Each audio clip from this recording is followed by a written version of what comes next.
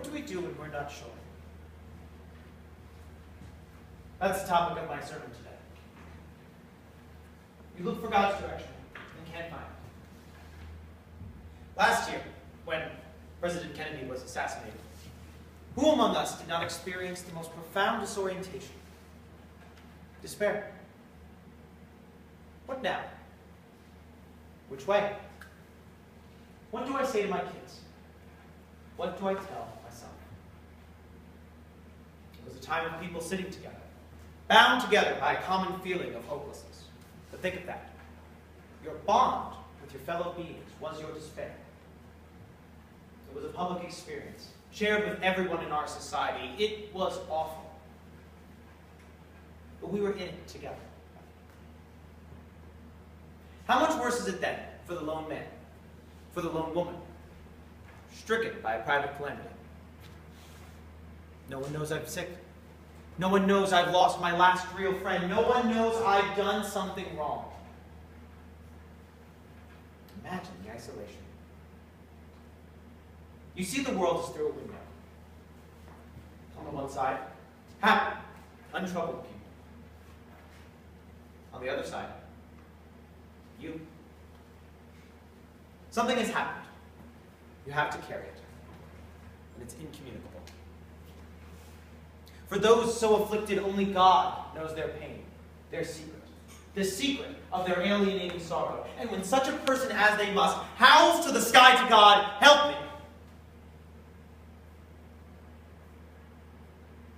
What if no answer comes?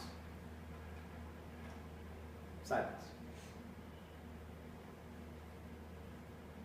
I want to tell you a story.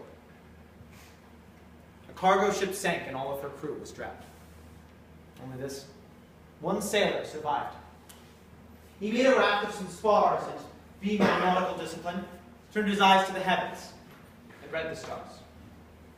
He set a course for home and, exhausted, fell asleep.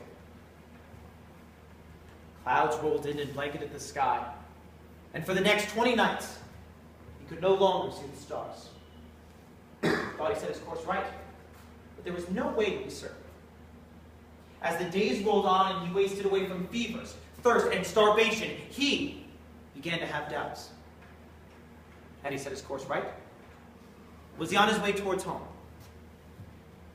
Or was he horribly lost and doomed to a terrible death? No way to know. The message of the constellations, had he imagined it because of his circumstance, or had he seen truth once and had to hold on to it without further reassurance?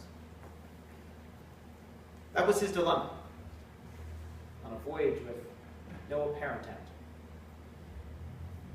There are those of you in church today who know exactly the crisis of faith I described. I want to say to you, doubt can be a bond as powerful and as sustaining as certainty.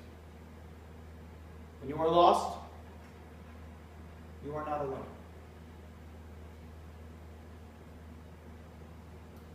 In the name of the Father, and of the Son, and of the Holy Ghost. Amen.